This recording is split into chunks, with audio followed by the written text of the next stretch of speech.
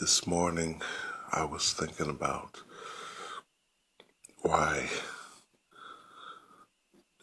my life has gone the way it's gone. All the problems in it, the dead loved ones, just the problems. And I said,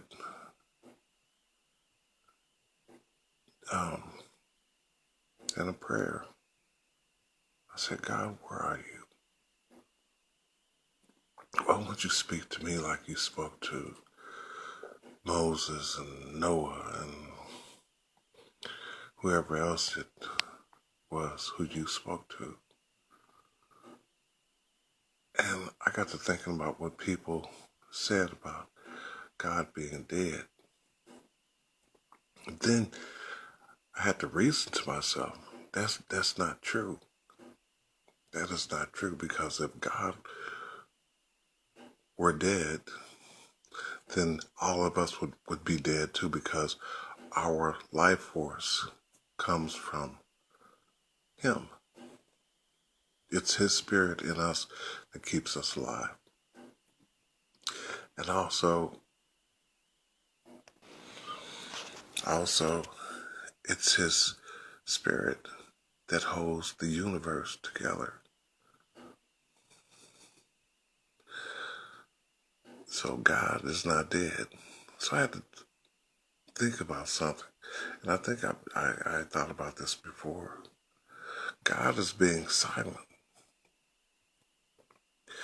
But He's not that silent. He's being silent enough for us to listen, for us to see what our real problem is, what is causing all our problems down here. We chose to not follow Him. And I believe that God is telling us, even though He's being silent about it,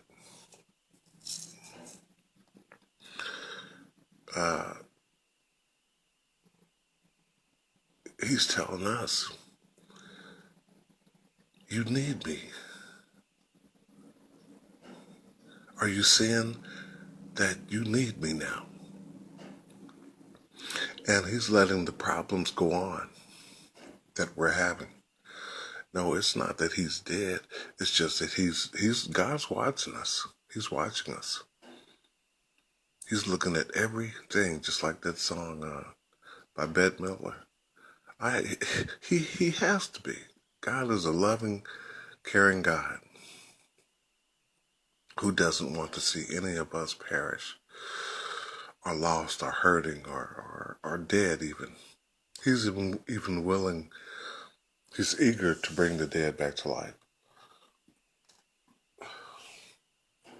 No, God isn't dead. He's being silent. So we'll think, if God is not in our lives, then look where our lives would be worse than what they are now. And some people have met a worse fate than many of us who are still living, because they have died. All our problems, the sicknesses, the diseases, the starvation, the wars,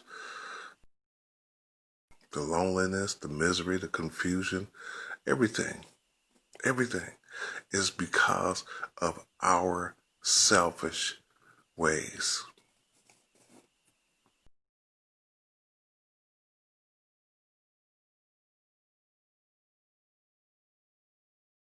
We couldn't just follow the Almighty and keep walking with Him. No, Adam and Eve. And some people say they're a couple. Some people say they're a people, or two peoples. In any case, we chose to not follow the Most High. He is obviously, evidently, he's watching, but he's watching, uh, and this is so easy to figure out if you really, really look at it. He is watching. He knows everything every single solitary thing that's going on in our lives. Everything. He's watching us crying. He's watching us dying. He's watching us hurting. He's watching us starving to death. He's watching how we treat each other. It's like he's letting us, boy, let's just govern ourselves. But look what governing ourselves has brought. Following this other entity known as Satan. Look what following him, our being selfish, has gotten us. Look at all the misery that has happened to mankind in our lives since we chose to not follow him. And what more logical place for him to put Satan than here? Because we chose to listen to Satan, so it's like God was saying when he threw Satan out of heaven. It's like he was saying to us, well, since you won't listen to Satan, I'll just put him right down there with you and see how things turn out for you, because that's who you chose to follow. And looking at all the problems that we've had, all the tragedies since then, all the suffering, the deaths and the wars and the sicknesses, the diseases, the pain, the confusion, the misery, all these things, all this hatred, vindictiveness, game playing, and people just being nasty to each other. All these things that we've suffered all these years, including the death of loved ones, which has got to be the most painful thing that any of us have ever had to go through. Miserable thing. All these things. And we still follow Satan. How blind can we be? And the more we follow him, the worse things get. So God he's just looking at us. And it's like he's saying to us, when are you people going to realize that all of you need me? That following Satan was a mistake. That I know what's best for you. I'm the one who made you, who gave you life. And the whole thing about it is, if we all did turn around, do an about face, and follow the Most High, everything that has been broken, everything that our selfish ways, listening to Satan, has caused to be messed up, God has the power to fix it all. All of it. Everything that's been broken, he can fix it. He can fix it. You know, it's a shame that we have to go as far as a great 7-year tribulation. 7 years of the worst times that have ever been on this earth. That's saying a lot, considering other bad times that have been on this earth. Does it take all that? Because God said if he did not step in, we would totally annihilate ourselves. We would totally destroy ourselves. We'd be extinct.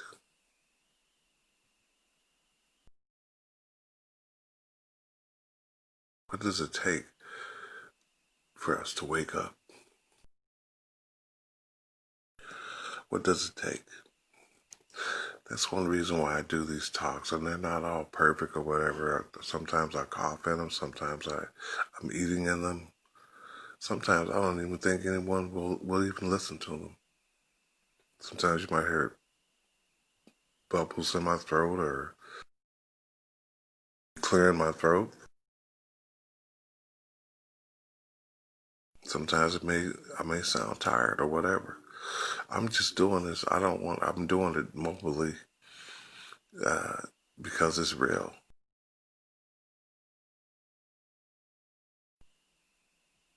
It's just, I have things on my mind and I just want to get them off. And the best way to do it is do it this way and put it out there, because tomorrow is not promised to anyone.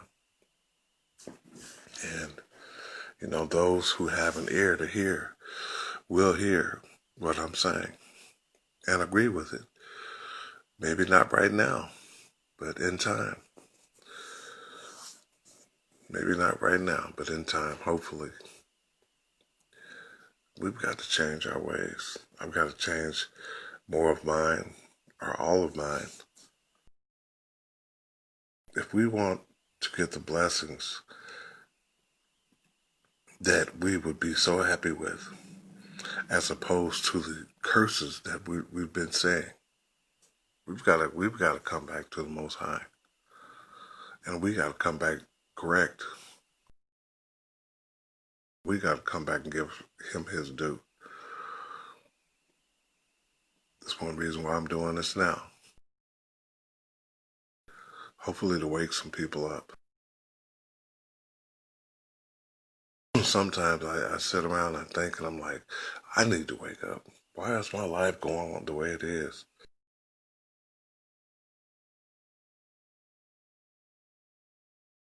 Why do I have dead loved ones and no one seems to understand where I'm coming from? It's like, where is everybody?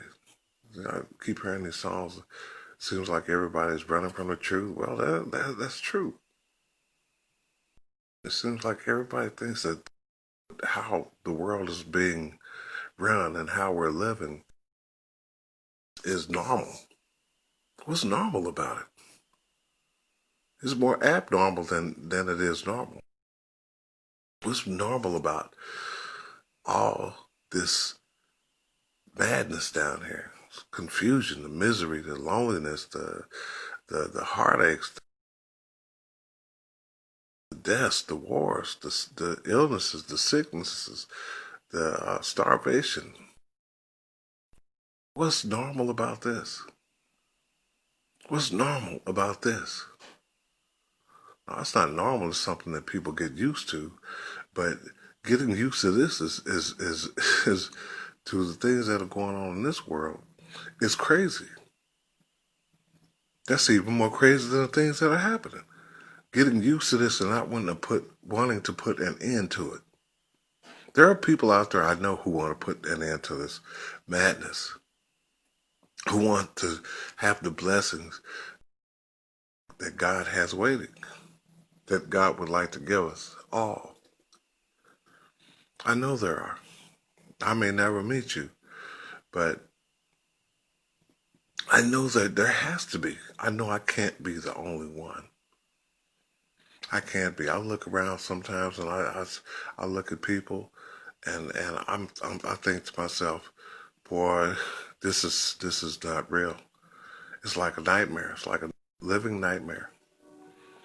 I had another talk uh, about something along these lines about it's just not real. It just seems like it's crazy. A lot of times I think I'm dreaming. I'm sleeping. But I know it's real. I know it's real. It just doesn't seem real. It's not normal to me.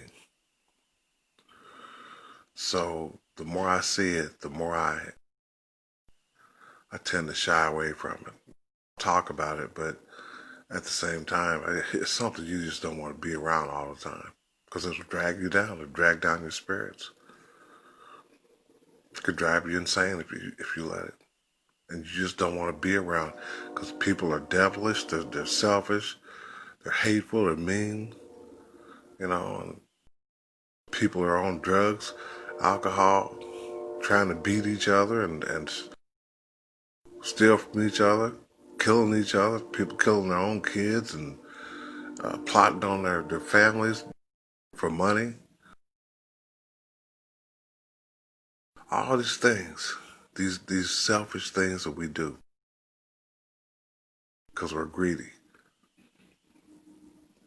But the money, the wealth, if you think about it, look at people who've had money.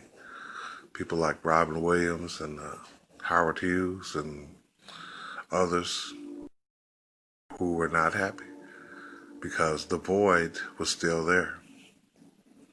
And when you have money and that void is still there and you can't fill it, what's the next step? You're just unhappy. You're unhappy. That void, the way this world got to be this way,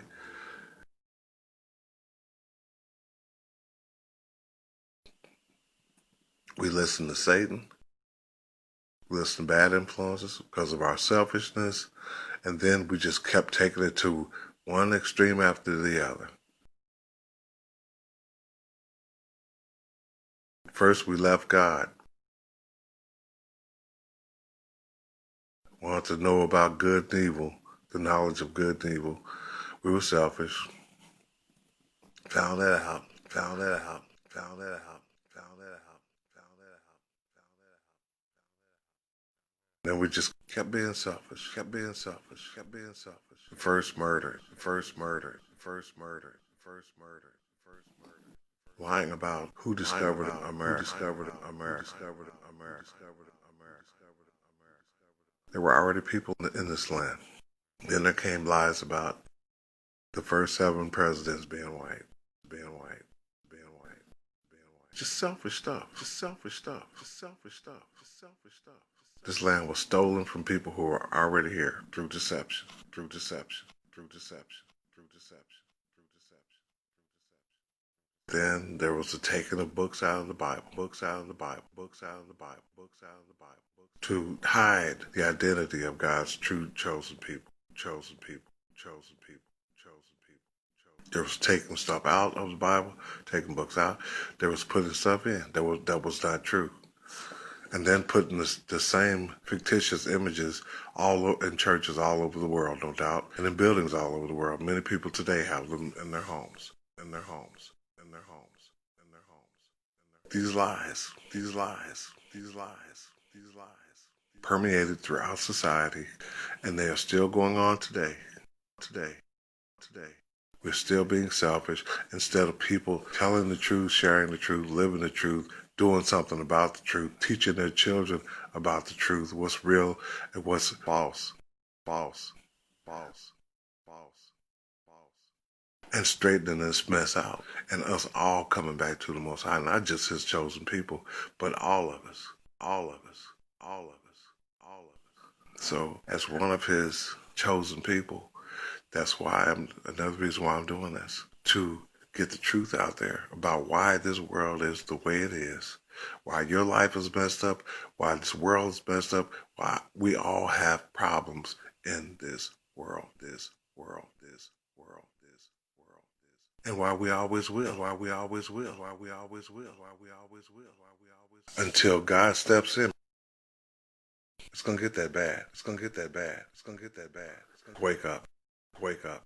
Wake up. Some of us are already waking up. We can see what's coming. We can see what's coming. We can see what's coming. We can see what's coming. We can see what's coming. We can see what's coming. We can see what's coming. Which is why when Trump got into office, a lot of people left. Because the man, let's face it, he's got attitude problems. He's got issues. He's got telling the truth issues. That's what I'm saying. See, the lies keep going. Lies keep going. Lies keep going. Keep going. And people are looking at it and they're not saying anything about it. That man should have he should have never even got elected. The lies keep going. The lies keep going. The lies keep going. Lies keep going. Lies keep going. They keep going. And it's only gonna get worse. It's only gonna get worse. It's only gonna get worse. It's only gonna get worse. So people get together and straighten up and stop being so selfish and stop thinking that they are God's chosen people, which they're not. That's where all these, I've said it once, I'm saying it again. That's where all these Illuminati, KKK, Aryan Brotherhood, all these white supremacist organizations were born from. Those lies. And then, not only that, these lies have carried on over into society for so long that generations that come up after those lies were started still believe those lies. They still believe they're God's chosen people. And this is why there are still problems in this world. Some people know the truth, but everybody doesn't. And that makes it hard for the few who do know it to do anything about it, because everybody's still living a lie. So how can you get the word out? Well, first of all, you have to tell somebody the truth. If you don't know how to explain it to them, tell them where they can hear it and check it out for themselves. All these lies started with Satan. He lied on the Most High. And then the lies continue down here. And he's doing a good job of destroying many lives down here. Many lives. But God, in his infinite wisdom and mercy and love, is sending out messages to, and they may not be all Hollywoody and elaborate or whatever, but they have the truth in them. Truth that could change this whole world and make things better and bring blessings to all mankind, to all the nations on the face of this earth. We all have to play a part. You have to carry the torch to the next person, like that relay race. You gotta carry it.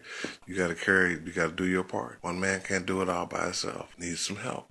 If you are not part of the solution, you are part of the problem. So if you don't want to be part of the solution, don't complain about the problems. Just go ahead and live like it's everything down here that's happening is normal. And when a great 7-year tribulation comes, if you're around to see it, if you live to see it, and the effects of our selfishness and lies, maybe then you'll want to be a part of the solution. Many people right now are groaning for a better life. They want the blessings instead of all these curses. And it's stupid that there are still ignorant people in this world who don't believe that the Most High exists, even after all the signs that have been coming true since they were predicted 2,000 years ago.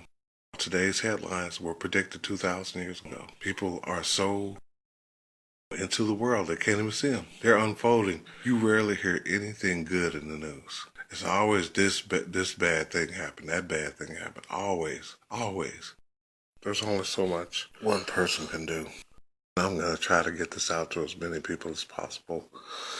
These talks that I do. Maybe somebody will think, and maybe somebody can carry them further, a lot further than I can. I hope so. That's the only way this world's going to be a better place if we all wake up, and we all got to start somewhere. Perfect place to start is with the truth. How all this mess got started in the first place. We need to change our ways. We need to repent. We need to come back to the Most High. All of us. Not only the Jews, but the Gentiles too. It's time to wake up before it's much too late to. How much more do we have to go through? How much more do we have to see? Do we have to experience? As adults, we should wake up anyway. Think about the Most High, how he feels about this mess. And then think about the children, what they're going to have to go through. Your own children and their children. And we're adults. We should do something about it instead of acting like immature brats, selfish brats. Just because you see other people in the world messed up doesn't mean you have to be that way. That's what's wrong with the world now. Nobody cares because they feel like nobody else cares. Time to wake up. Been time to wake up a long time ago. Time to wake up. There'll surely be some things that will happen. We'll have some things to think about. If we come to the verge of total annihilation, total destruction of mankind, we'll have some things to think about. If you're not thinking now, and you live to see it, to see the hardest times on the face of this earth that ever have been or ever will be again. If you live during that period, you'll do some waking up. Unless you are really totally ignorant, you'll do some waking up and want to do some changing. You'll want to be a part of the solution then instead of part of the problem now. God said, "The earth is my footstool." To me, that implies that he takes comfort in resting His Spirit being on the earth. If we allow the Lord to come in our hearts, because He is knocking, and He resides with us in our spirits, we should be comfortable here on the earth and not worry, because Jesus said, "Lo, I am with you always, even until the end of the age."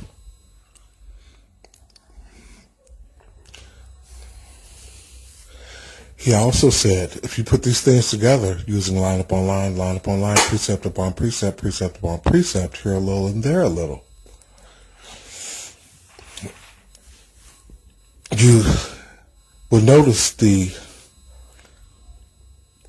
verse where he said,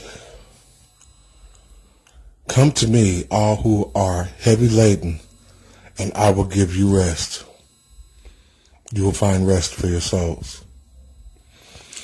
Goes hand in hand with the footstool thing. And he said, don't worry about tomorrow, in another verse. Tomorrow has enough worries of its own. You know, you put all these verses together. Come to me, those who are heavy laden with worries, with the troubles of this life, and I will give you rest. Trust in me, and you will find rest for your souls. We are to keep ourselves in with complete faith in our Maker, who's in control of everything. When it's all said and done, He's in control of everything. He knows where you are. He knows what you're going through. He knows what people are trying to put you through. He knows who's trying to help you, who's trying to hinder you, who has helped you, who has hindered you. And He's always there. Sometimes it seems like He's not. But personally speaking, I don't believe that God is the one who moved. I think we humans, we people on earth, mankind, is the one who moved. And so we can't blame all our problems on the Most High. You know, sometimes He might, trials and tribulations might come.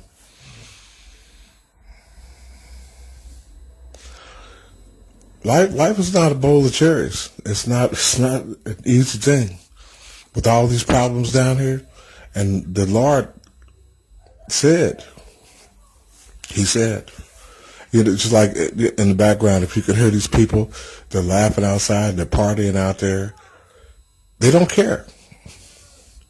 They do not care. Every other day or so, this is what happens where I live at. They have the little bonfire and they're outside partying, not giving a care about anything. About tomorrow, about the Most High, about the great 7-year tribulation that's coming. All they care about is partying, having a good time. It's like they have no conscience, no concern about anything except for having a good time.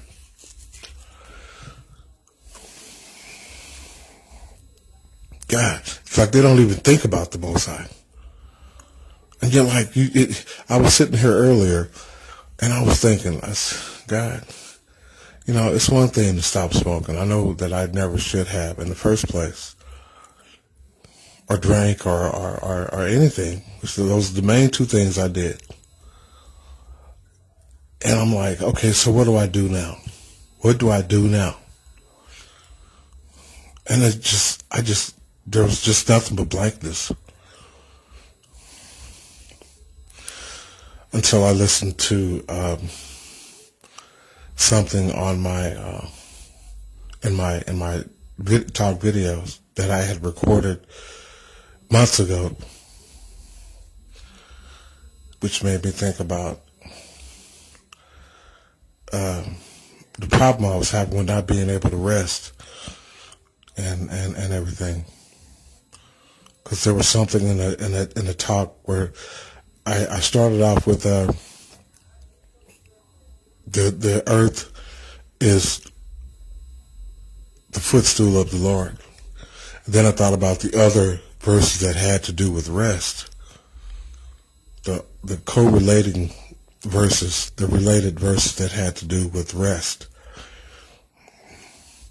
So I am to trust, not worry about tomorrow.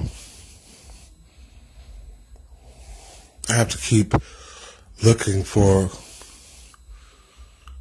Jesus, the peace of the peace of God. I have to keep looking, praying in Jesus' name for the peace of God to rest on me, or in my spirit, in my heart, in my soul, in my mind. It is so irritating sometimes when it seems like it's you against the world, and the rest of the world doesn't care. They act like God doesn't even exist. They just go from day to day seemingly doing the same thing, and it's irritating that people are so ignorant. But when the calamities come, when the 7-year Great Tribulation comes, they'll be dragging the sorry, ignorant asses into a church, praying and stuff. Like God is going to really hear their prayers. They're not worrying about praying about nothing now. If they do, their prayers are probably really, really short.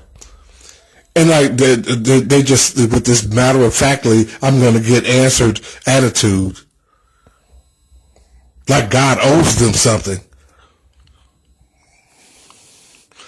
And we're talking about these people who think they're God's chosen people, and we're talking about the people who think they're not.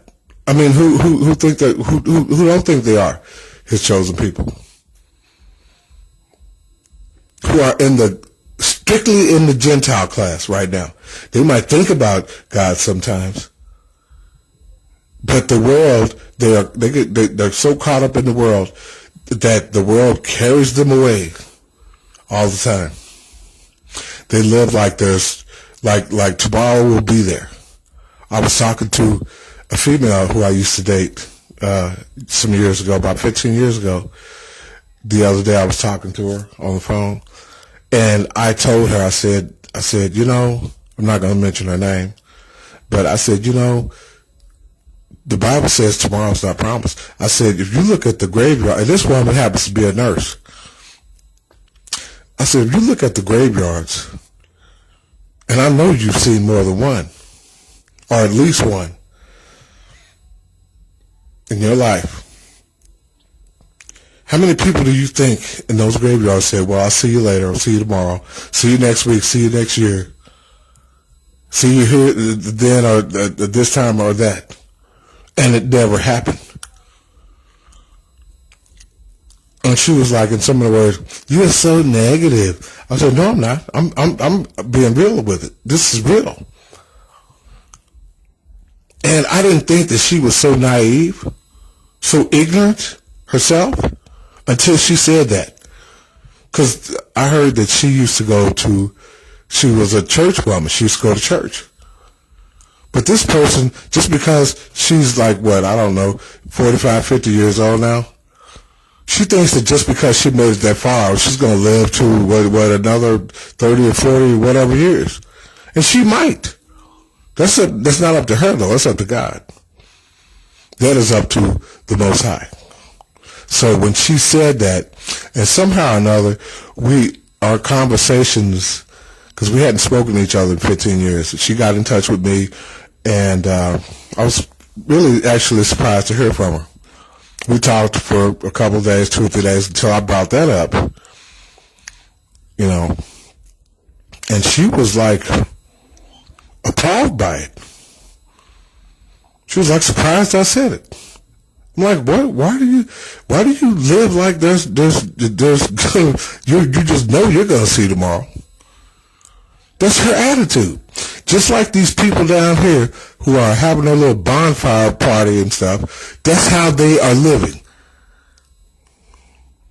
These people who think they're God's chosen people, and they just know that they're not gonna die until they want to die. It's just unbelievable. It's sickening. It is sickening. And I was sitting up here and I'm like, God, I can't even go to sleep. I got so much stuff on my mind, trying to leave these cigarettes alone, stop the drinking, all this and that. And I hear these people outside partying like they just know they're going to be here tomorrow. It's irritating. Irritating. I couldn't even think they were partying so loud earlier. And then I'm like, God, what am I supposed to do? What am I supposed to work on with all this noise around me? I said, I can't even look at TV. I can't think to work on anything that I might want to work on. So I got on my computer. I started listening to this one talk, some recordings that I had not named, and I came across this one. The Earth is my footstool talk that I did, and I forgot all about it, to be honest with you, because it's like, God, I can't wait. Before that, I was like, I can't rest, I can't think, I don't know what you want me to do right now. I said, this is irritating the living crap out of me, because I'm tired. I gotta listen to these people. I have no choice but to listen to them, and there was nothing on TV. TV is so irritating to me anymore. I mean, all these stupid, dumb programs they have on TV. And all you see on the news is just what the Bible predicted. The headlines, today's headlines, were predicted 2,000 years ago. There is more bad in the news in the media than there is good. Well, every once in a while, you might hear of a good story, something good happening to someone, or something good happening somewhere, somehow. But for the most part, it all seems to be back-to-back bad news. It is really disheartening living in this world. For someone who wants to do the right thing, and then you don't have any, you can't, you have no, I was working on an ad earlier for I guess it's a popular dating site, but I was telling it like it is. I was telling it like it is. And it wasn't really an ad for it was just to see really, I guess, who would respond to it, or who would reply to it. Because I was telling it like it is, about love waxing cold and the reasons why, and, people seem to want what's evil instead of what's good, and everybody's just seemingly out for self, and it's just like a big masquerade. Like a big masquerade ball all over the world. Everybody's hiding behind some kind of mask. So you never really know what is what with anyone. Everybody's got putting on a different face and putting on airs and doing this and doing that. So you never really get to know who you think you are getting to really know. And that's disheartening. It's disheartening putting time into something, and then it turns out to be a bunch of crap, wasted time. So what I do, I try to make the most of it. When life hands me lemons, I try to make the best damn lemonade I can with them, or with it. And I know everything I'm saying is true. It's so disheartening sometimes. I think that I'm just going to just lay down and die. That's how disheartening it is. That's how lonely it is. That's how, I mean, with my mom being gone, who was my best friend, my little brother, who I love dearly, and another one of my brothers who's dead now, being gone, no one to really talk to, and with no one on seemingly on the face of this earth who's on the same page as I am, to talk to about this world, about this. And like I said, even the program, even the church programs on TV are irritating because they are full of, it's like one after the other, of half-truth telling false prophets. And that is so irritating that these so-called men of the cloth or people of the cloth get on TV and tell these half-truths. And people are buying this stuff hook, line, and sinker. They're falling for it. It is, and it's not surprising why God said in the book of Revelation that the false prophet will have his part in the second death. He will have his part, the false prophet, who's not really studying the Bible, using line upon line, precept upon precept, precept upon precept, here a little and there a little, but just preaching this kindergarten way that he does, taking everything at face value, forgetting some things that he read or went over in the Bible when it comes across other things, because they don't care. Seemingly all they care about are full collection plates. How much money they're going to get. Some people even take up collections before the service even begins. That's how bold these people, that's how money hungry they are. Haven't even earned the money. Just get this money first. Jesus.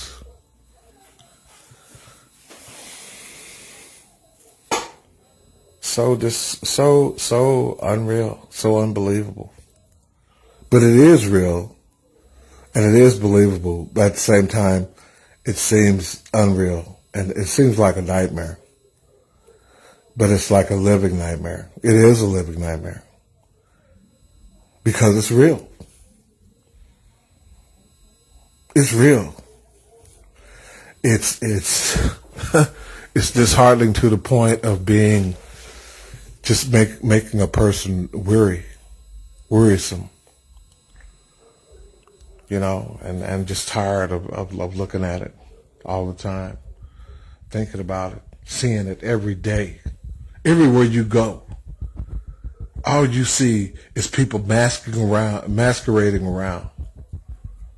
The two-faced, some of them have more than two faces. People will will laugh at you, talk with you, smile in your face, joke around, whatever, and turn around and stab you right in the back. Like it's nothing. And you're like, wow, just like these relationships, you know, you think you know a person, and it turns out that you really did not know that person. And that you feel like, who can you trust now? You don't want to trust anybody. You know?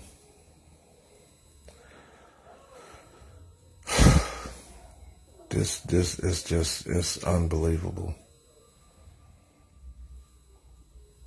Unbelievable.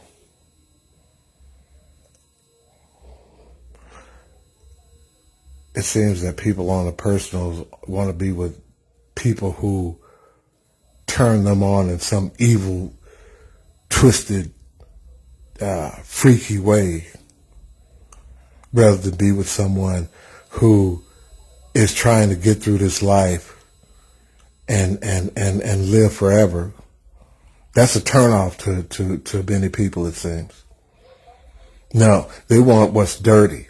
They want what's bad. They want what's controlling, what's evil, what's freaky, what's well,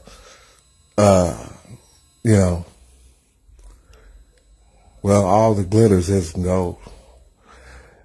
Just like these people who party all the time. Oh, it's good to have that party stuff. That liquor, those cigarettes, that those drugs, those pills, those needles, those lines of whatever they snort, that meth, that ice, that water. It's all good to have that stuff. That beer, that wine, whatever it is. That's when they perk up. When the party starts, then they're all giddy and happy and all this and that. Just like payday or something. They're all giddy and happy. But then, when everything is gone, then they're down in the dumps. You know, just like these dumb relationships that people get into. Like, you might as well just go to a bar and meet somebody. You know? Because in the end, no matter how much time you spend with some people, in the end, you're going to be like two people waking up in the morning after having sex or doing whatever. You're going to be looking at each other like, what am I doing with this person? That's how you'll be looking. That's how you'll be feeling after the drugs are gone, after that liquor's gone, after that person who you thought was the best one for you is gone. And you've wasted all your time and your money on this person. And now your heart has a bigger void in it, your soul has a bigger void in it a bigger hole in it than it ever did before. Because you put your trust and your time and your money in the wrong things.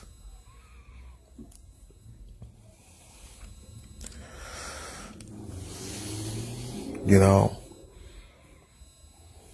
So, you want to find rest for your soul in relationships, in everyday life, with people.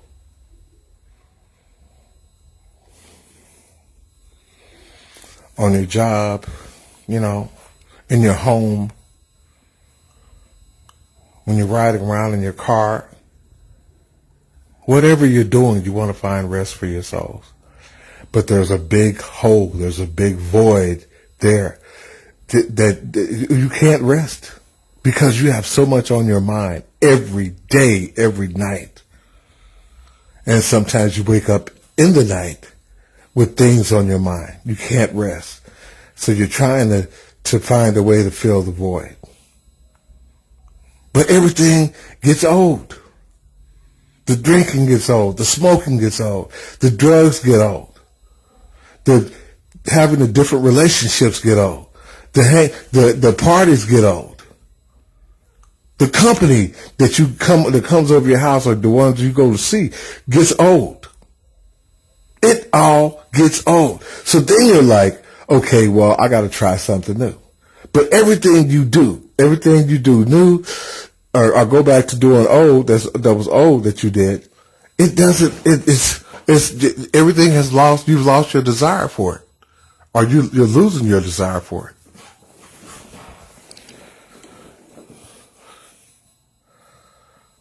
And so you get tired of life. Many people commit suicide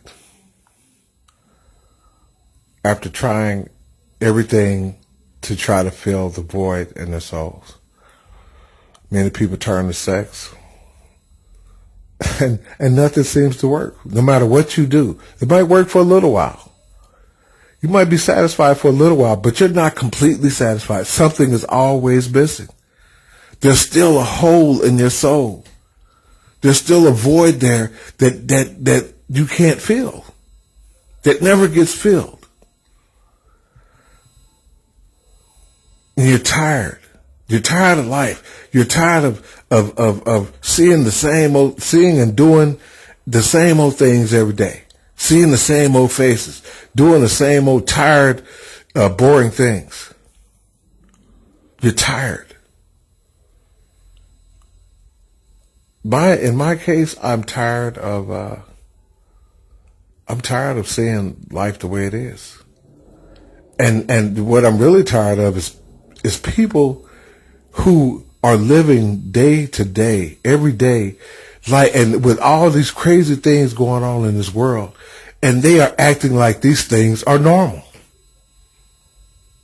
Like this is the norm. What the hell is normal about wars going on around the world? People getting killed every day. What is normal about bombings, about abortions, about seeing everybody that you know on drugs and or alcohol? Well, alcohol's a drug too. What is normal about talking about meaningless stuff that has nothing to do whatsoever with life to come, with life as it is now, with the problems in the world? What's so normal about gossiping about other people's problems or the way other people are living? You know, don't gossip because that's judgment. But telling the truth about it is not being judgmental. It's just telling the truth. But gossip about it is like you're saying that you're a better person. If you can pick up the phone and talk to somebody about so-and-so did this, so-and-so said that, so-and-so's got all this company going on, so-and-so's doing this, so what? What are you doing? What are you what are you doing that makes you better than that person or those people who you're gossiping about?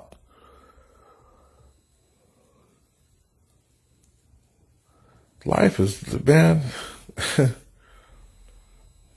wow. It is something to behold. Something to behold.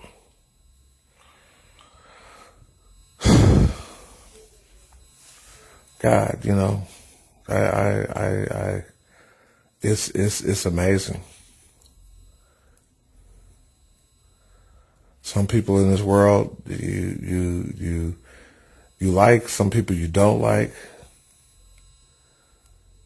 Some people just seem to be as ignorant as, if you look in the dictionary, some people's pictures should be right there under the word ignorant as the definition. Ignorant. Okay? I mean, just willfully ignorant. Their pictures should be right there. But there would be such a big layout of pictures. You would never get through looking at it. Never.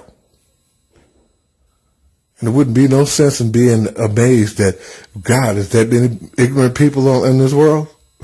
What do you think? How's the world still being ran? Look at who you have for president right now. And you tell me people aren't ignorant to have voted his sorry ass in? This is how ignorant, willfully ignorant people are. And they knew how he was before he got elected. This is how ignorant people are.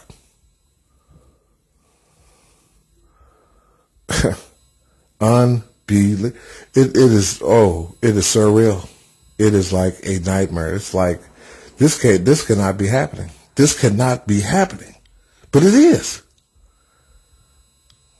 I mean, I wish they had a talk show where people just get on it and talk about the stupidities in this life. The ignorances in this life. People are so selfish, so self-centered, so self-righteous. You know, I'm not self-righteous. I'm going by what's true and I know to be true from what I read in the Bible. using line upon line, precept upon precept, here a little and there a little. Those are truths. But people in this world just wing it. They don't, man. Wow. It's no good to even. There's no use even saying it's unreal. There's no sense in saying it. I'm not following the world. I'm not kissing the world's ass. I don't care if the world wants to listen. What I'm saying can go in one ear and out the other. You can follow the world until the world suffers God's wrath that is coming. Oh, it's coming. God cannot lie. There has been no lie yet. The signs of the time of the end have been unfolding, and the world can't even see it because the world has its head up the. Everybody in this world has their head up the world's ass. That's what it seems like. That's why the world can't see the things that the Bible predicted, the signs of the time of the end are happening. Right before the world's eyes, they are unfolding. And the world can't see it. Because they are enjoying the pleasures of the great whore like they are in America, and all the sister countries that are like America, with their partying and their prostituting and their lying and their game playing and their cheating and their stealing and their all the other immoralities, witchcraft and prostituting and gambling and stealing and killing and it's crazy. And then you got these people who think they're the chosen people of the Most High, who have gummed this world. I mean, they threw some spiritual monkey wrenches in it. And it's all messed up.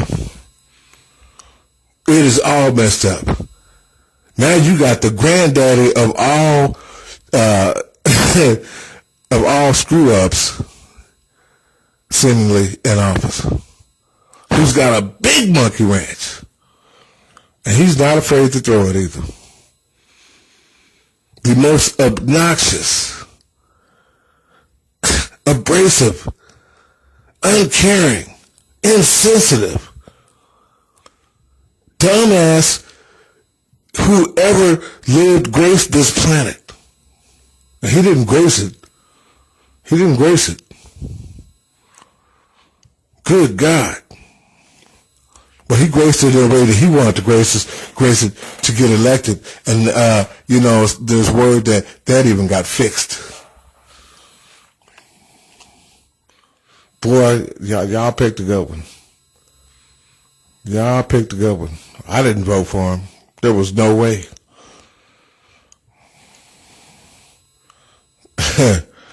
Oh, no. No. So you people get just what you deserve for voting for him. If he doesn't get impeached, well, I'm sure he's got an underground bunker or some underground bunker somewhere. Him, Hillary Clinton, all these other rich people, they got underground bunkers somewhere. If many actors and people who used to live here in the United States have left and gone to other countries, what does that tell you? When he got elected, what does that tell you about this idiot who's in office right now? What does that tell you?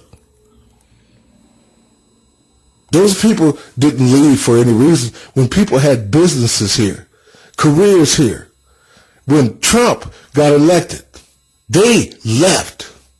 And they did it in a hurry. They did it in a hurry. And why he is still president is beyond me. It must be a white thing. Boy, it's unbelievable. And that's not what this talk is about, but that's what it came to. And I'm glad it did come to that. And that's the truth that I'm saying about him. If you can't see it, then you are one blind dumbass. And you're probably going around hollering, Wade Perry, you dumb dodo idiot. Boy, Jesus needs to come out of heaven and kick your ass through the goalpost of life. Because you really got your head up the world's ass. If you can't see that.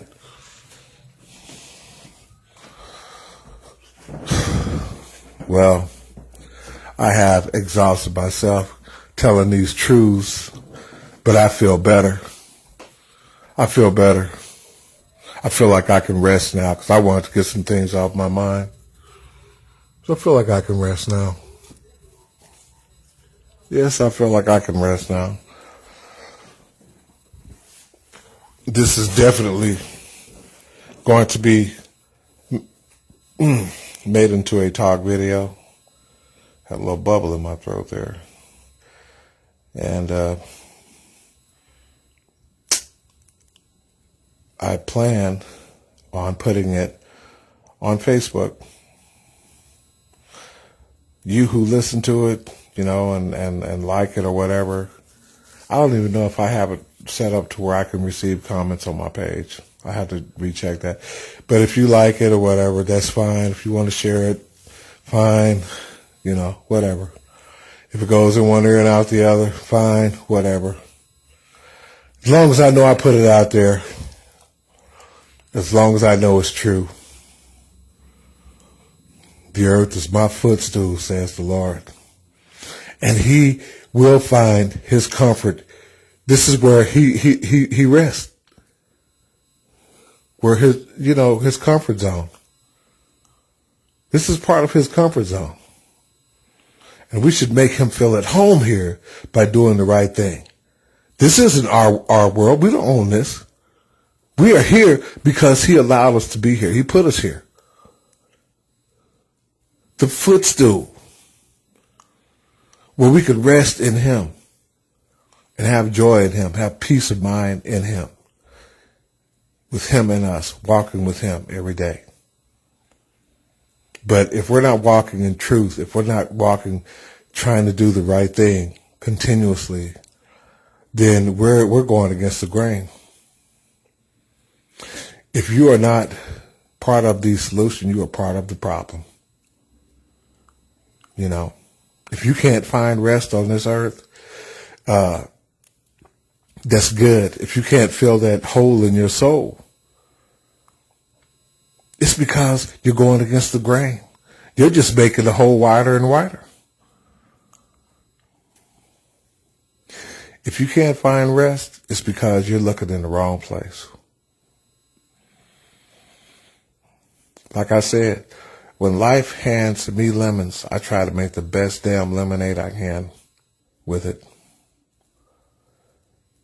And what Satan means for bad, like that party that was outside earlier. Now that I'm almost done with this talk, that party has since died down. Oh, but before I started this, it was irritating as all hell, as living hell, which that doesn't exist. But this, symbolically speaking, this is like being in a living hell on this earth. Okay, that party has since died down. The music stopped, the people stopped the hooping and hollering, and it has since died down. Now that I have gotten this out of my system, it's like resist the devil and he will flee from you. No, Satan wanted me to be irritated, go try to buy a cigarette from somebody, go get a drink, go do this, go do that. But I didn't. Instead, I grabbed my phone. Well, at first, I got on my computer to listen to go through some of my stuff because I'm sorting things out on it. And I just happened to come across this one where I had made a little talk about the earth is God's footstool.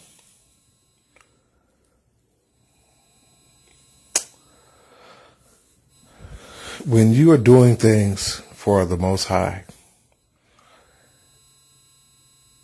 that are in line with his will, with his righteousness, when you are in tune with God, God is with you. You draw nigh to God, he draws nigh to you. You draw near to him, he draws near to you. He's with you. He's with you. He's watching you. He sees everything you're saying, he hears everything you're saying, he sees everything you're doing. Especially if you're trying to do the right thing. God looks at the heart. The weary hearts that are here in this world that have to deal with these ignorances, with these evils, with these people who act like animals for the most part, who act like ignorant animals, like dumb animals that are so selfish.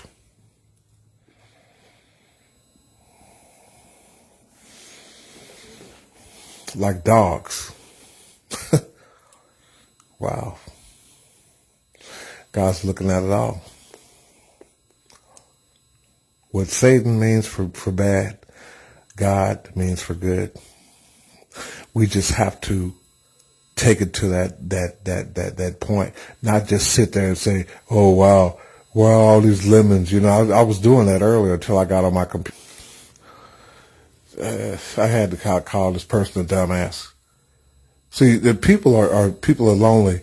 Like this person I met in Stillwater, Oklahoma. Lonely. No one to talk to. You know, you talk to somebody and they see you got sense, then they want to keep talking to you, but talking about the wrong things. You know, things that don't interest me, and makes me feel like I shouldn't even gave this person my number. It's kind of like doing these talks and everything. You know, hey, I put it out there, you know, but, you know, and you can listen to it, you take it for what it's worth.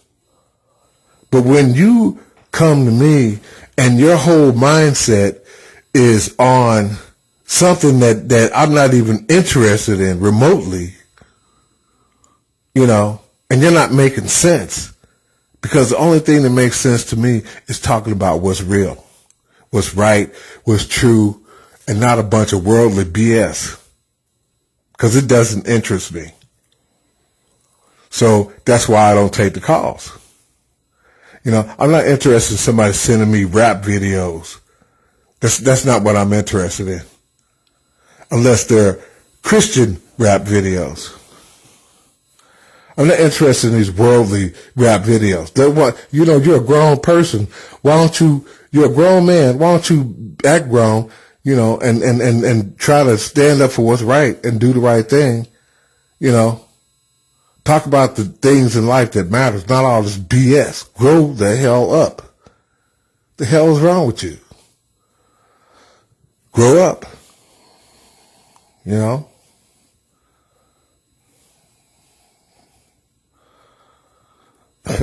Wow. Unbelievable. And you know, at that age, and it's a wonder, if you have an intelligent conversation with somebody, and even if it's just for 5 minutes, you have an intelligent conversation with somebody, and they only seem like they only want to talk with you to hear some more intelligence. Well, but they don't want to hear more intelligence. They want to drag you into their world. You know, it's like, welcome to my world. I'm not interested in your world unless your world is interested unless you got righteousness in your world, truth in your world. I'm not interested in no BS videos, rap videos, or whatever. They don't have no message for me other than they are worldly, and that's just the way it is. I'm not interested in the worldly way. I've lived the worldly way, and it's nothing. It is nothing. And anybody who wants to continue living the worldly way has their head up the world's ass and is immature. brainless as far as I'm concerned.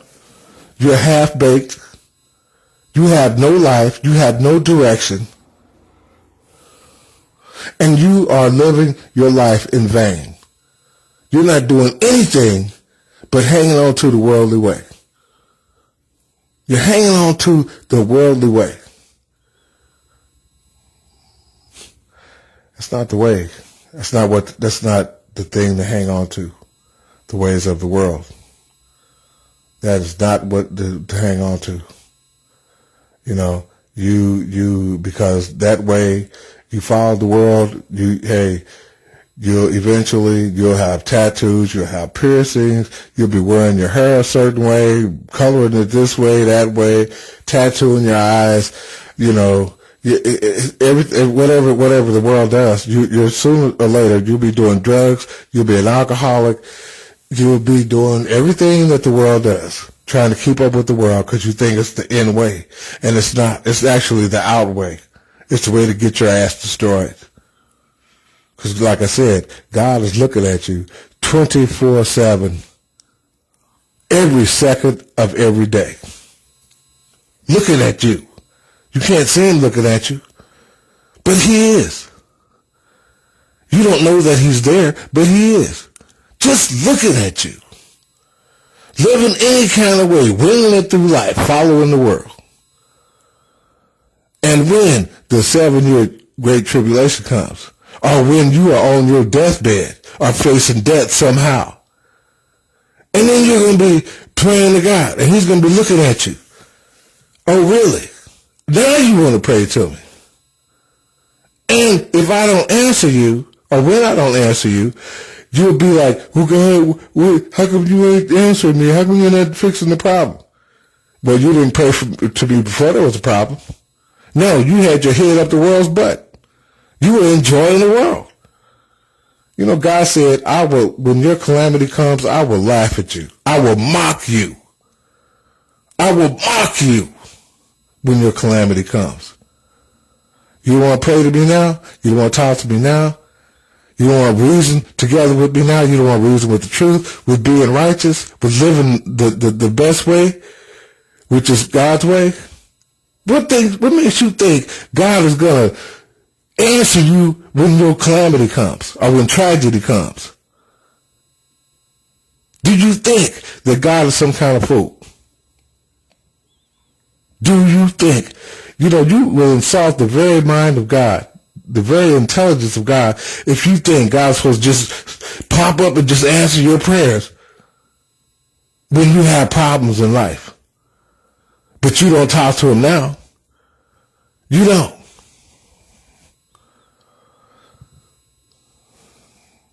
No, because you can't serve God and serve the world. It doesn't work like that. And you might have to walk alone. You might have to be lonely or whatever. And it gets boring sometimes, but you know what? It's seemingly boring, but there's always something that comes up to make it unboring. And it makes it a joy once it does come up that you waited, that you didn't join in with the world or the way of the world, that you didn't fall by the wayside. So, yeah, this is my lemonade for the lemons that I was seeing today, for the hopelessness that I was seeing today, especially with what was going on outside. I was thinking to myself, do these people not even care? But then I was thinking to myself, they don't know any better. So I can't give up what I'm doing with my talk videos because I'm bored or lonely or can't sleep or whatever. Now, if I can't sleep, no, I'm going to make the most of it.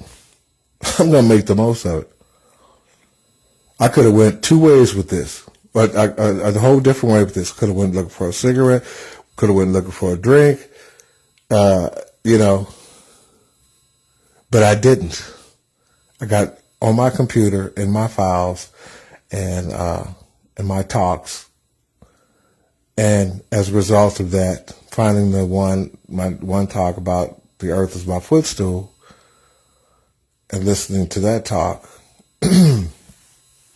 I came up with this talk. And I believe it is a good one. It's been over 50 minutes long, and I'm gonna put it, I'm gonna record it onto my computer, and I'm gonna put it in my make a talk video out of it with my movie maker, which is how I put all my stuff on the internet. Which, by the way, you can find some of my talk videos on YouTube, Twitter, and Facebook, and even some of my videos on MySpace. I don't know if my page is still there. Lost the password to that. But if you look, you will find me on the internet. Okay, this talk is done. Like I said, listen to it. Tell people about it. Don't listen to it. Don't tell people about it. Let it go in one ear and out the other. Keep your head up the world's ass. That's your interest. But when God slaps the world off the pedestal that she's on with her pleasures and if you're still fornicating with that great whore, especially in America, the home of demons, or if you're in some sister country that's like America and you're fornicating with the great whore over there, the immoralism over there, like people do with America over here. And when God slaps that whore off that pedestal and you're up there with her with your head up her butt, well, hey, you asked for it. You're not praying to him now. Boy, if you think he's going to answer you then, I think you got something else coming. A hard road to trod. Messing with God. Okay? You don't play with God's intelligence. That's not the right thing to do. You're not going to weasel your way into heaven. You're not going to weasel your way into living forever in paradise on earth. You are only going to insult the mind of God and find yourself in more trouble than you ever were in your life. And that's guaranteed, because God is not a fool. You are a fool if you think he is. Now is the time to talk to the Most High. Not just when trouble comes, because the Most High doesn't owe you anything.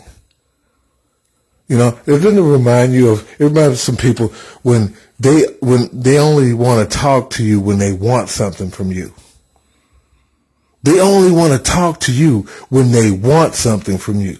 Any other time, they have nothing to say to you. They want nothing to do with you. But when they need something or want something, then they'll come to you. And they come to you with that, hi, this, that, or whatever. And then it finally comes out what they want or what they need. And you're just looking at them like, this person must think I'm stupid. And you just want to tell them off. Well, I've had that happen to me before. People ask me for something, say they'll give it back, and they never do. Never did. Been insulted by people before, never got an apology. Not once. So that means they had no remorse, they had no intention of repaying me. But then, when they feel like, well, Dad's forgot about that or whatever, yeah, some of them were my own kids. Dad's forgot about that, or he's forgot about that, or Darryl's forgot about that. Let's give Darryl a call and see what's up.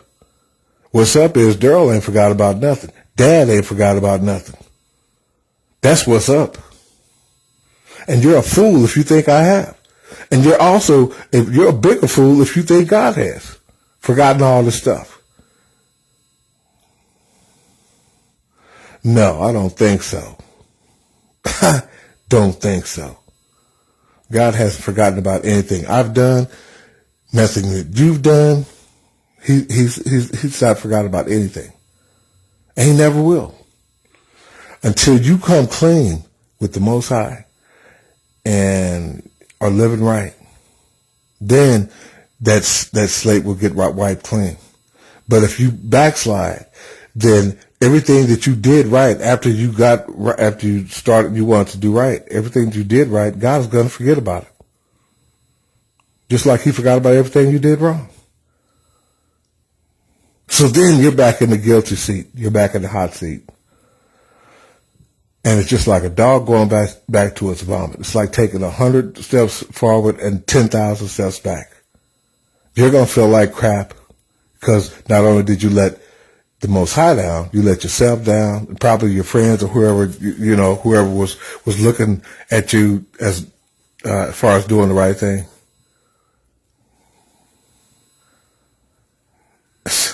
It's just not, is the world really worth all that? Are the people in this world really worth all that? I know some people who thought that they had some real friends in this life. Real friends. Close friends. And it turns out that they really didn't. I had an uncle and an aunt. My uncle was supposed to be a preacher. He had a church and everything. And his wife was very faithful to him. And I believe that she was jealous of him too. But I believe that, according to one of his sons and his wife, that he had this playerism in him going on about him. And I'm sure the women at his church, they liked him because he was a handsome guy. It runs in the family. Anyways, but I do believe because they were together for many years and all of a sudden everything just went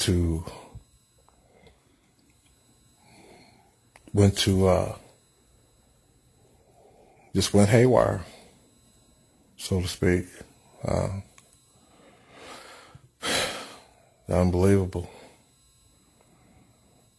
That's how life is, though. You think you could trust someone, and you put so much time and effort and energy into this relationship, especially if you've had children, offspring, with this person. And you feel like you've wasted your whole life. That reminds me of something. Doesn't it seem to you sometimes that the world is just not worth it? That the people in this world who are not living right are just not worth it?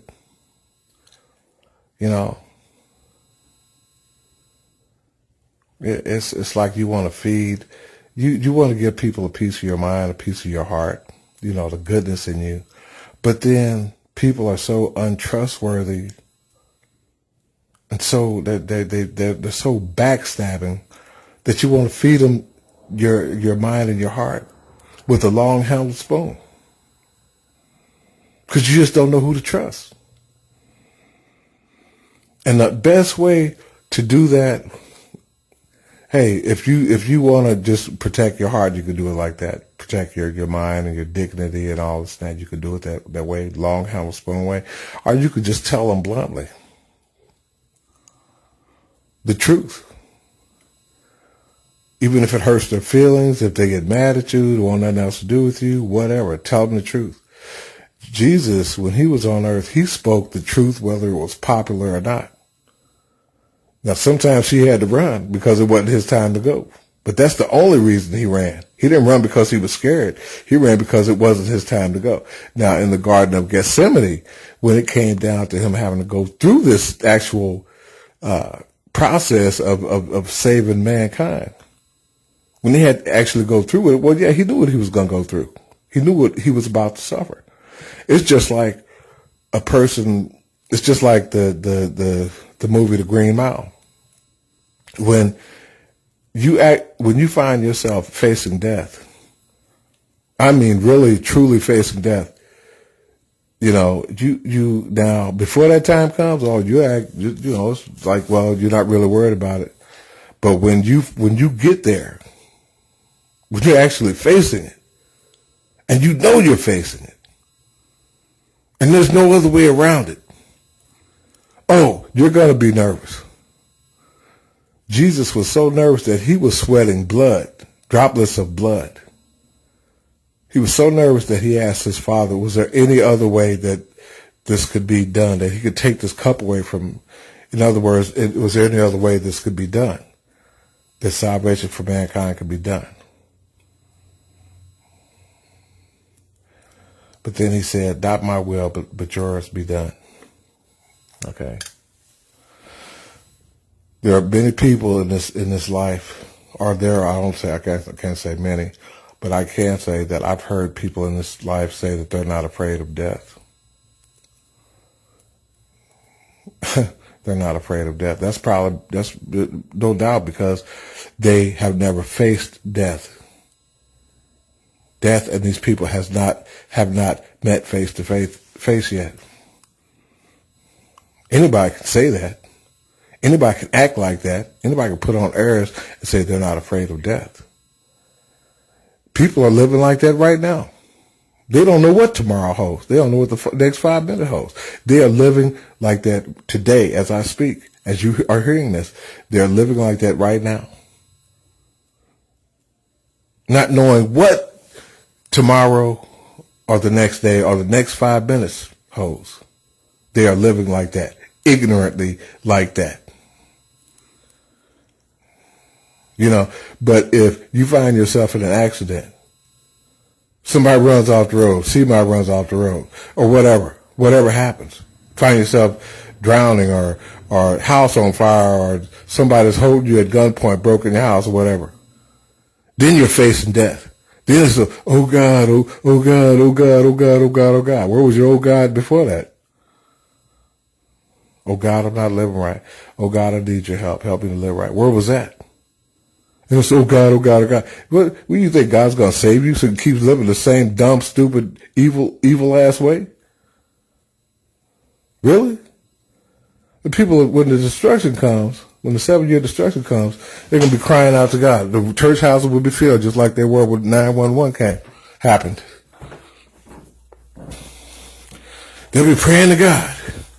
Oh God, what's going on? Oh God, oh God, oh God, oh God.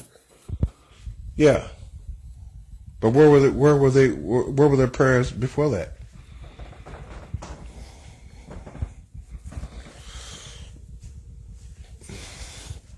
Where were their prayers before that?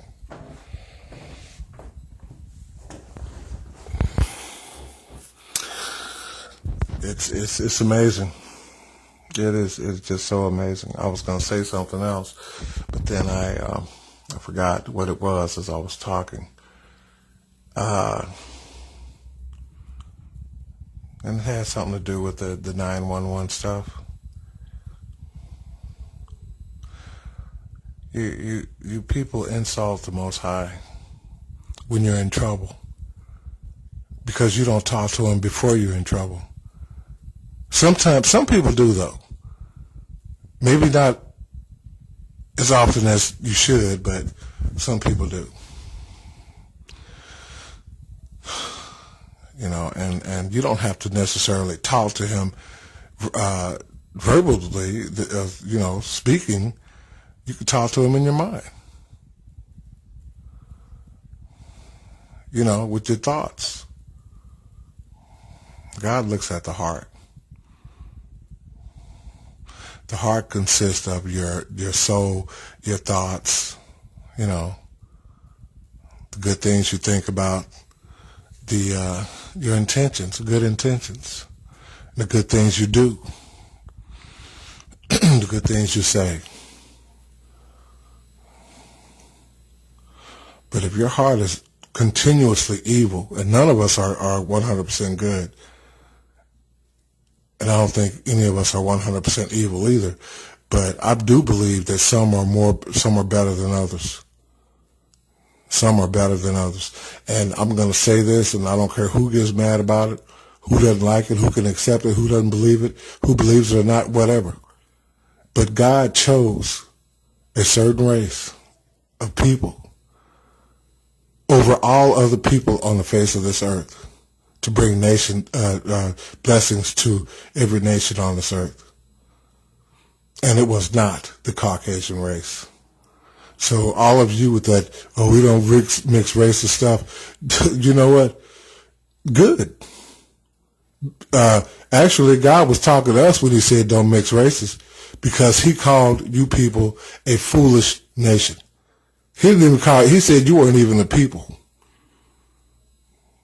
And I could see why God chose us over you from the things that you've done, all the foolish things that your race have done. From taking books out of the Bible, putting a false image of Jesus in the Bible, lying about Columbus discovering America, lying about who the first 7 presidents were, that they were white, lying about, all these racist organizations, supremacist organizations, KKK, Illuminati, Aryan Brotherhood, and the like, being born from your belief that you're the chosen people. All these lies that you have told, the injustices that you have done, even to your own race, by the lies that you've told. The injustices, the social inequality, it is amazing. Lie after lie after lie, dirt after dirt after dirt, greed after greed after greed after greed after greed. Unbelievable. He told our race, his chosen people, to not intermarry with your race. Have no sexual relationships with these people. You don't want children by these people. Because look at the way your children act. And I've seen this. I've heard about it. I've seen it. And I've seen it in grocery stores. Your children cuss you out at home, act crazy as all get out in grocery stores when they can't get their way. They have gone as far as shooting up schools because they can't get their way. Even the grown people have shot through crowds and stuff. Grown white people have shot through crowds because they can't get their way. And part of that reason, I believe, that they went that crazy is because they think they're the chosen people. They've been fed this lie for years, and they think they're the chosen people, so they think that God's supposed to answer their prayers. And when the prayers aren't answered, then that's when they go crazy and do crazy things. No other race has been more crazier, more foolish than this race of people. That's just the truth. That's the truth straight way. I don't care who likes it, who doesn't like it, who can accept it, who can believe it. You can accept it, you can believe it, or you don't have to accept it, you don't have to believe it. It's not going to change what it is, and that's the truth. You know? God chose a special people to be, there were special people he chose to be his people. And you have even messed over his people with your dirty deeds. Oh, but God said, your day is coming. Your day is coming. Oh, it's coming. It's coming. And God said to pay you back double for everything you did to us. Evil. Boy, woo-wee. That's a lot of payback, especially for it to be double. You know, but I have to, I want to clarify this, that I believe God was talking about the people with the mentality of the people who did all those dirty things to his people. Not to everyone. Not to everyone in your race, but the ones with that mentality when this thing turns around, to get the ones with that mentality who did those things to his people back in the, and who still are still doing it today. Those are the ones I believe he wants to pay back, give them a double portion. But we're gonna put an end to this. Not everybody, just those that class of people, that the racists, the bigots, the ones who think they're better and all this and that. The ones who did his people wrong. The ones of you who live today with that same mentality. With that very same mentality, if not worse.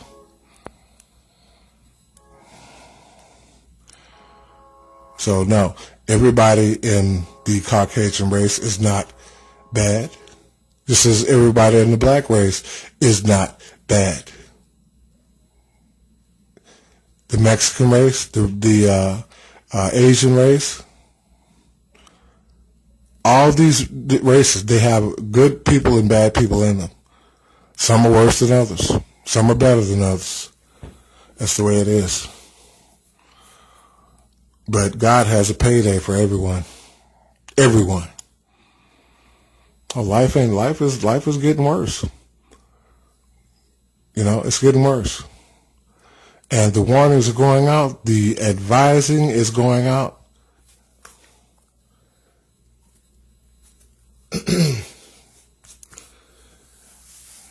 The righteousness, the lies are being exposed.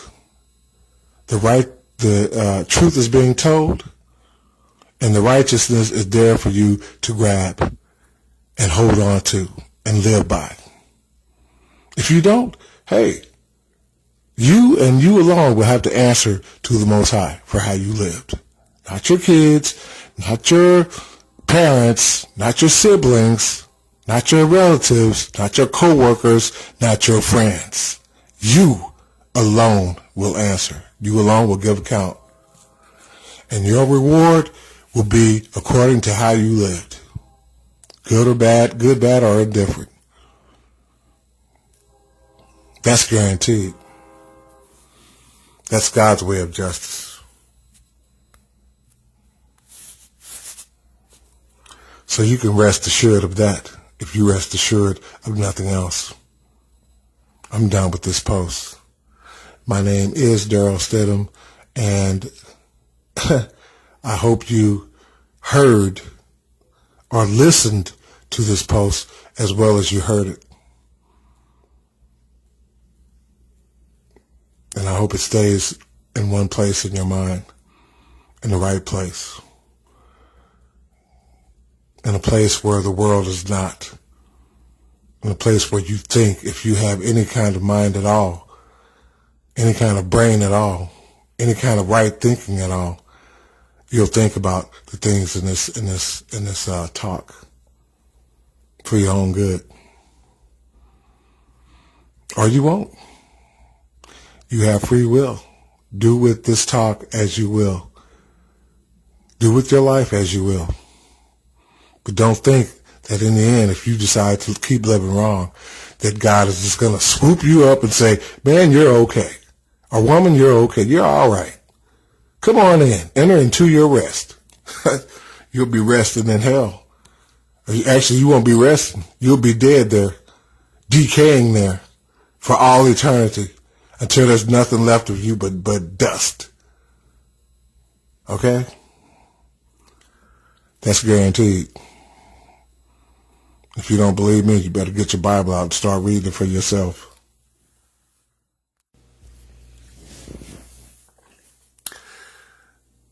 For any of us to think at any time that Satan and his angels, his wicked angels who were threw out of heaven with him, for any of us to think that they have given up on destroying us, killing us, making us, trying to steal our the hardened innocence in us, that we have, whatever we have left, they, they, they are relentless. They never sleep. They are always after us, out to kill, steal, and destroy. Or I'm not sure how it goes right now. It's 3:38 in the morning, and I'm really sleepy. But I just wanted to say this: never give up. Never give in to the things that you see, because these things are temporary. So don't give in, don't give up, don't give out. You have to stand up against Satan. Resist him. Don't give in to him. Don't lose courage. Don't lose faith. Don't lose hope. Don't lose courage. I think I said courage, but you know what I mean. Don't give up the fight. Because when you give up, you may as well just look at it this way. You are like, that's like putting your hand in Satan's and him pulling you down to your grave. Because when you give up, when a person gives up, that's like a person giving up in a fight. Okay, say you're in a boxing ring. And you just give up, you're just standing there, and you're not fighting this person back. And they're just pummeling you until they get you down. Until they get you out of the fight. And they won't stop until they have you down, just like with any fight. They're not going to stop until they have you down. If you don't put up a fight, then it's easy, you're easy prey for them to take out of the picture, out of the fight. Same way with Satan. He's relentless, so we have to be relentless in our fight against him. The thing about this is we have the Most High in our corner. Satan has already been defeated. He's already defeated. The thing is, he doesn't want you to know that he's defeated. Oh, he's going to keep trying.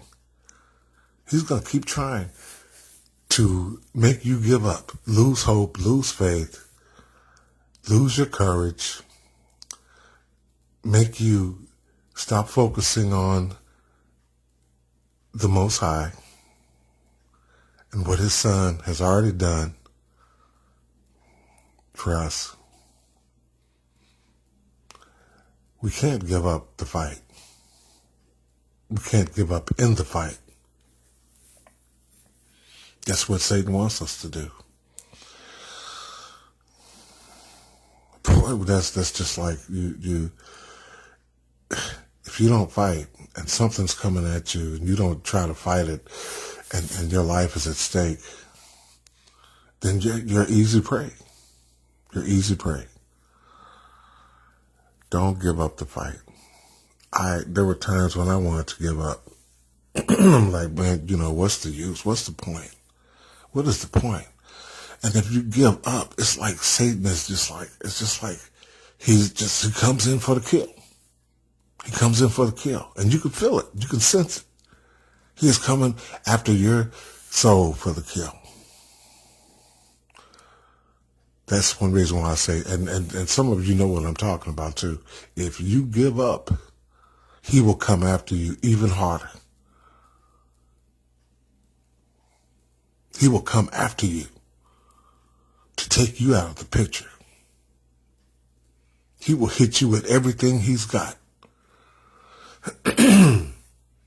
Every past thing that you've done wrong, he'll hit you with every ugly memory. He will attack your mind with memories that you will never succeed. You will never be anything, that God hates you, that God's never going to forgive you. He's relentless. There was one comedian who's not here anymore, black comedian. He said of Satan, and I'm not going to say it because of the possible audience, but he said, the devil is a low mother effer, Jack. That's what he said. He said, I mean, that mother effer is low.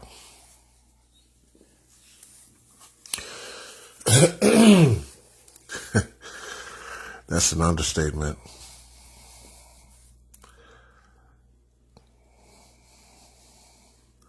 He's a murderer. He's a liar. He's a murderer. He's a great deceiver. And he's doing everything in his power, everything he can think of in his bag of tricks.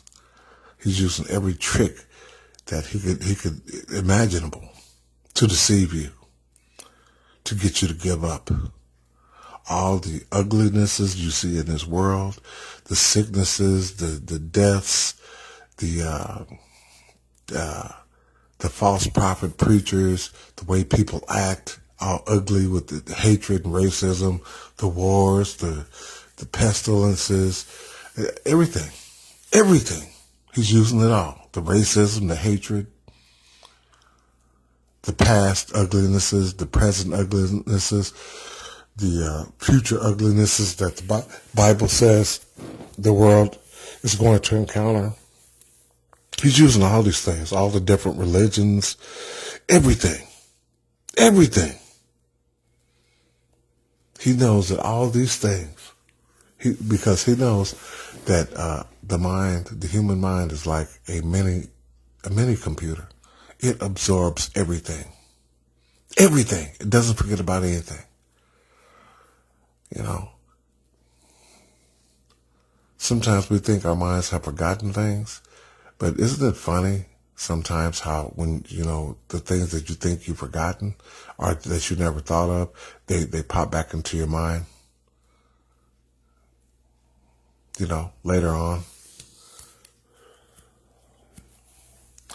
He uses all these things, all the funerals that you've been to, the loves the people you were in relationships with, the people you lost in death, the loved ones you lost.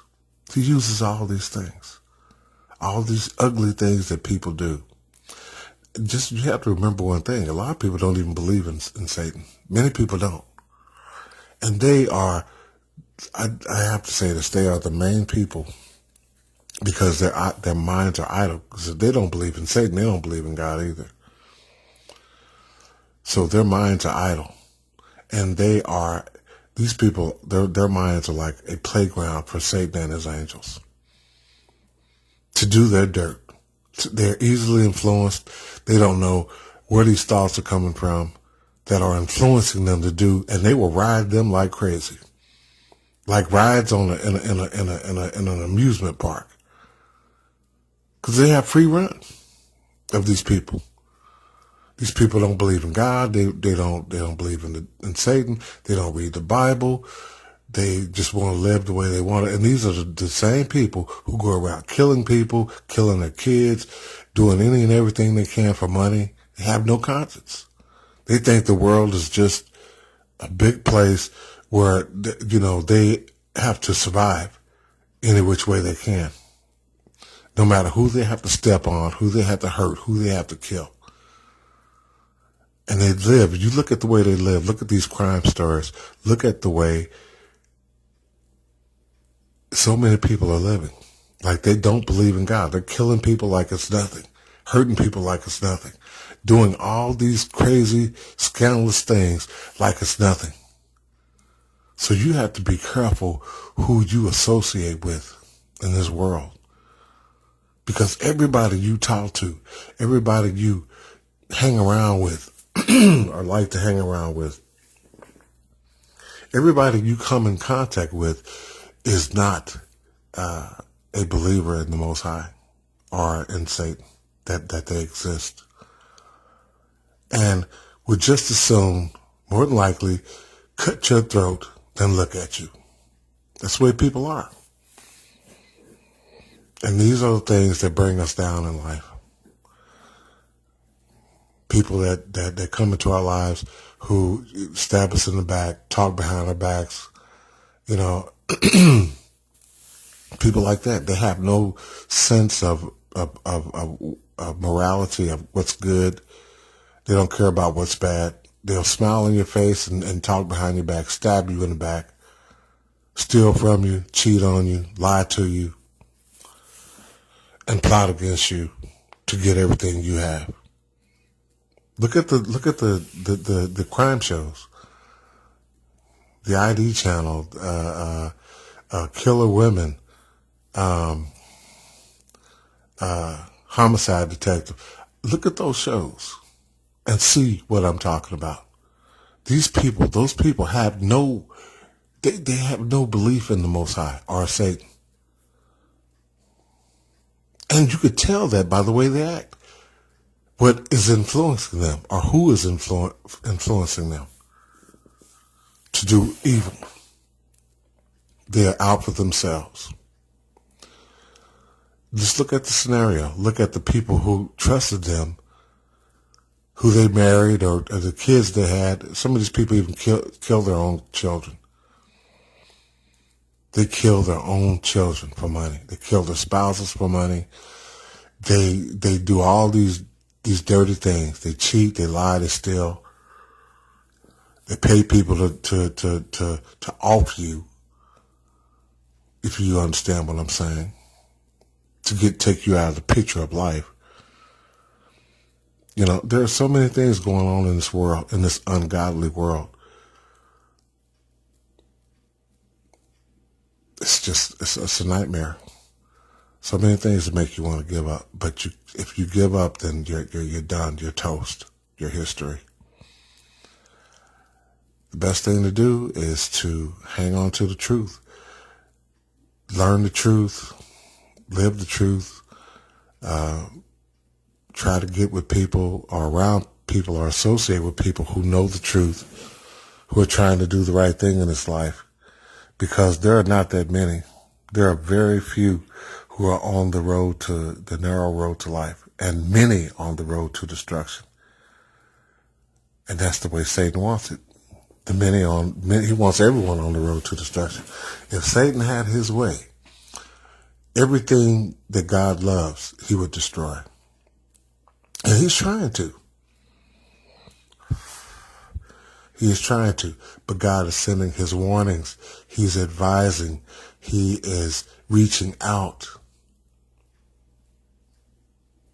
to people like you, through people like me, who care,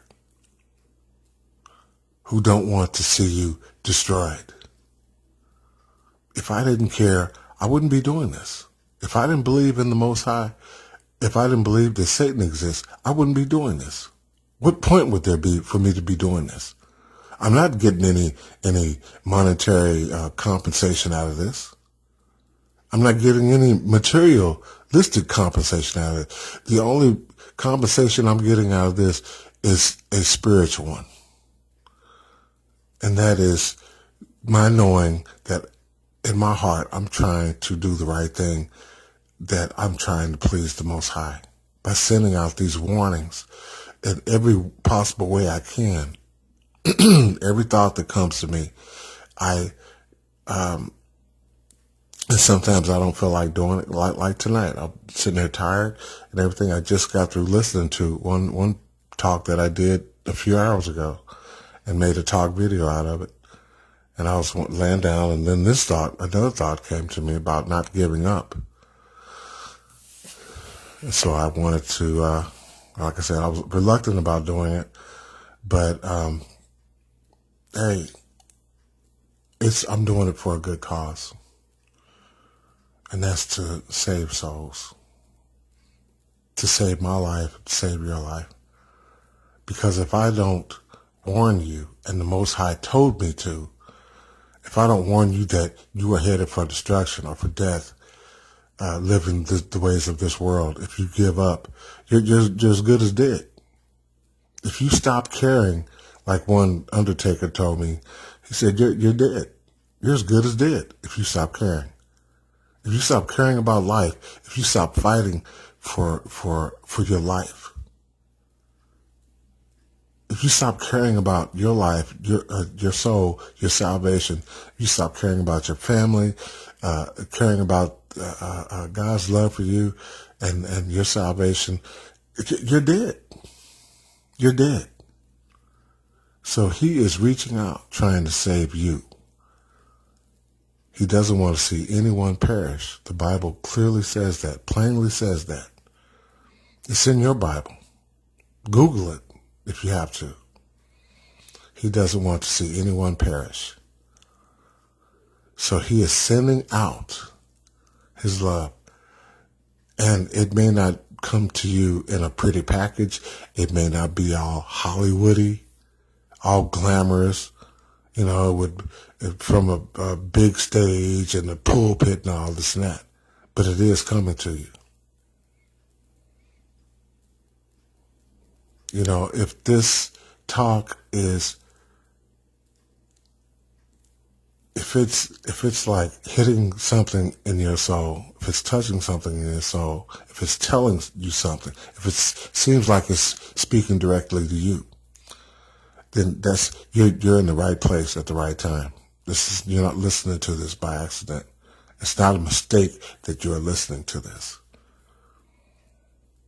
God put you where you are right now to listen to this, to be able to hear this, or to hear this. And when you do hear it, and you know that it's the truth,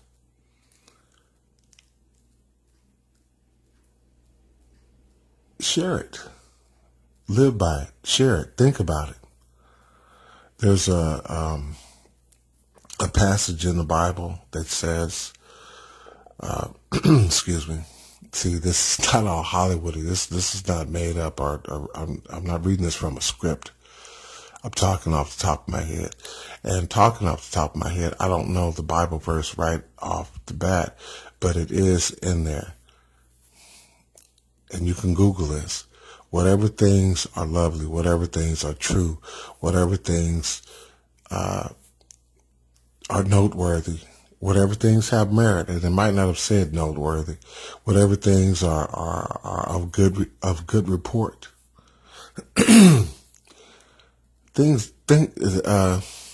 Think on these things, because they are good things. They're good things. God is trying to tell you something. For one, we are in the last days. The world is in the last days. We are at the doors of the end of this system of things. We are at the doors. That's in the Bible. Everything the Bible predicted is taking place. As you are listening to this, the predictions of the predictions the Bible made 2,000 years ago are today's headlines. And the world can't see it, even though these things are unfolding right before the world's eyes. They can't see it because of where their heads are.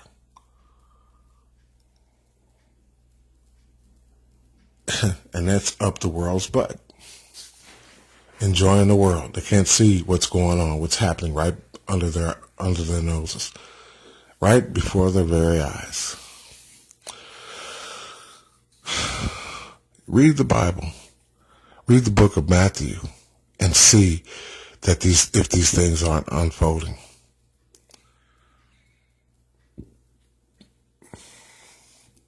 I believe it's Matthew chapter 24.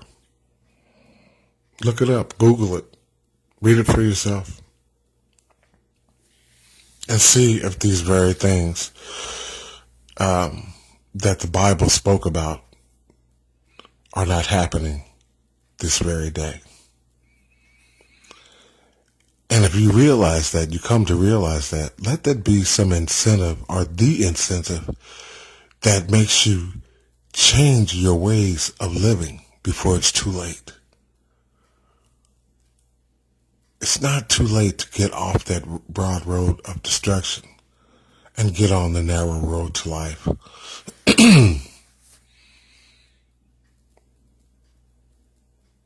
It's not too late.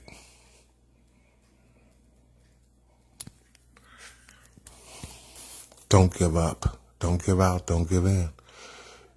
Listen to the truth. Live by the truth. Share the truth. Help God's cause, which is to save your own life, which is to save you as well as others. Carry the torch of the truth, the torch of righteousness. Carry the light to other people, the light that will expose the lies, expose this dark world. The world doesn't even know it's living in the dark. They think everything that's happening in the world is the norm. That's the way they live. Like everything, like nothing matters. Like it's just the norm. That's just the way things are supposed to be. Wow, really? That's how ignorant people are in this world. You have free will.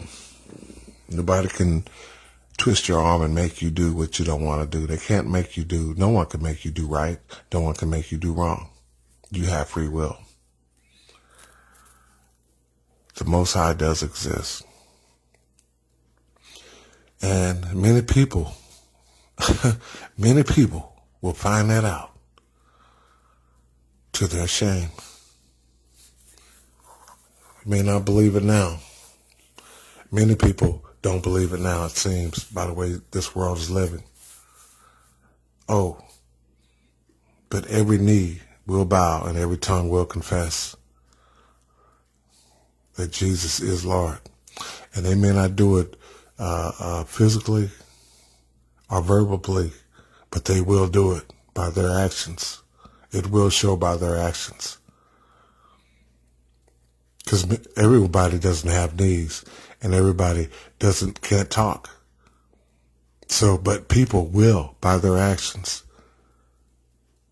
be saying that, be showing that they are acknowledging the Christ as the Son of the living God, the Son of the Most High. Jesus is Lord. He is Lord. And we are too far off from seeing that, from realizing that. God's calling. And he's trying to tell you something in his calling you. He's trying to save you from destruction, from eternal destruction. When would you answer God calling?